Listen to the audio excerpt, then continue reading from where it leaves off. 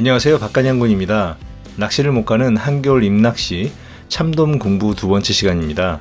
이번엔 참돔의 오감을 기준으로 살펴본 바를 이야기할 텐데, 이 채널은 분명히 낚시 공부 채널이므로 타이라바라는 낚시 장르의 기준으로 살펴보자면 일단 시각이 중요하겠죠.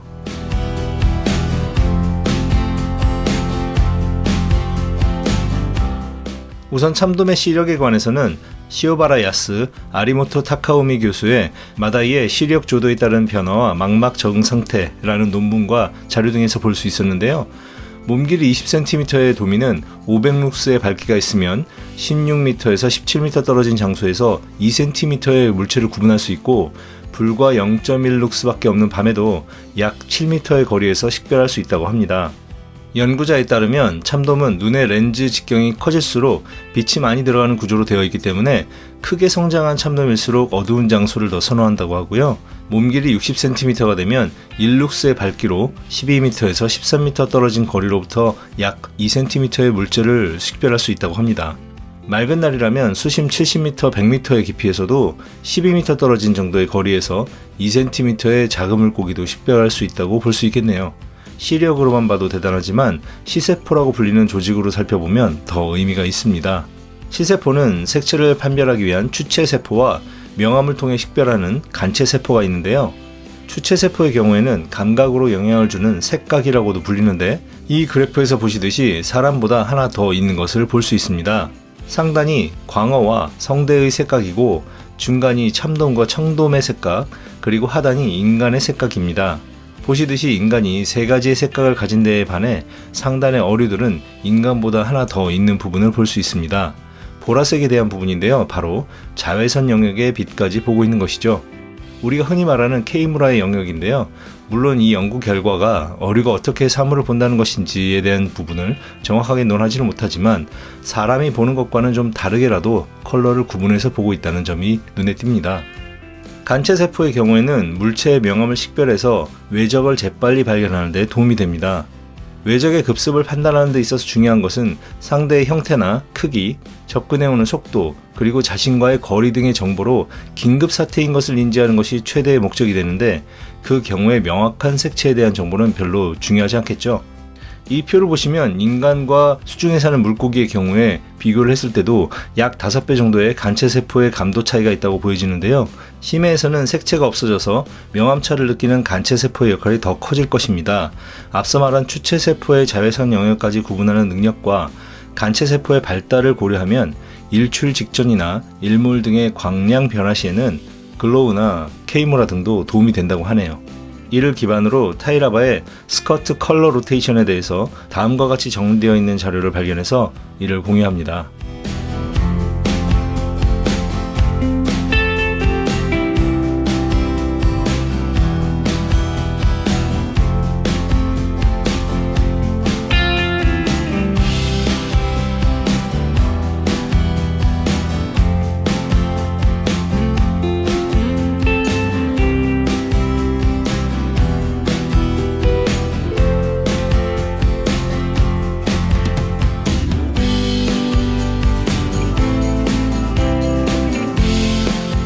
자, 두 번째로 청각과 촉각인데요.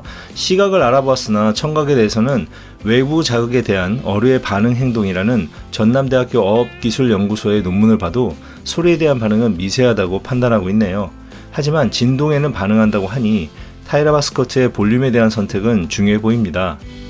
진동에 반응한다고 하는 것은 촉각이 있다는 것을 의미하겠으나, 통증을 느끼는지에 대해서는 미지수라고 하고 있습니다. 바늘에 걸려있는 상태에서의 통증은 좀 없다고 생각하고 죄책감을 조금은 내려놔도 될 듯 싶습니다.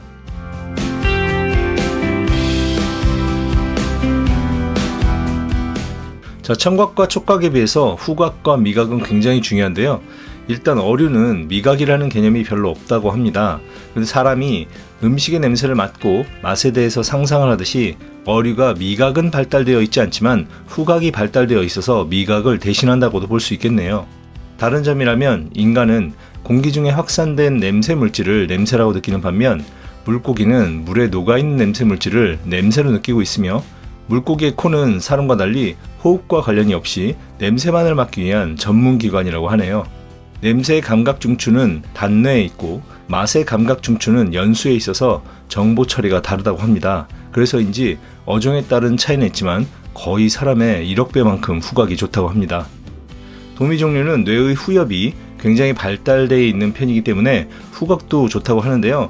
이 물고기의 후각을 자극하는 강력한 요소는 바로 아미노산입니다. 사람은 아미노산을 미각으로만 감지할 수 있는데 어류는 후각으로 감지하는군요.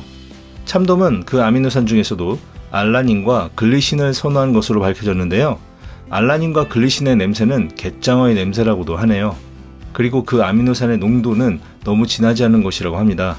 무슨 냄새인지 전혀 감이 안 옵니다만 아무튼 이를 반영하듯 감성돔 낚시에서 밑밥을 뿌리듯이 타이라바에서도 지버 스프레이라든가 후각 자극을 반영한 제품이 이미 나와 있기도 합니다. 하지만 이런 뛰어난 후각도 환경 악화에 대한 영향을 받을 수 있다고도 하는데요. 엑세터 대학교의 코시마 포티어스 교수는 네이처 기후변화 저널에서 미래의 이산화탄소 농도는 어류의 후각에 크게 부정적인 영향을 줄 수 있으며 이는 어류의 개체수와 생태계 전체에 영향을 끼칠 것이다 라는 충격적인 연구 결과를 내놨습니다. 산업혁명 이후에 이미 바다의 이산화탄소는 42% 증가했으며 21세기 말에는 현재의 2.5배에 달할 것이라고 하는데요. 세계 인구 30억의 단백질 섭취 중 약 20%가 어류로 이루어진다고 하는데 환경오염으로 인한 피해가 결국 낚시와 식생활을 넘어서 인간의 생존까지 영향을 주게 된다는 점을 잘 생각해 봐야 될 필요가 있습니다.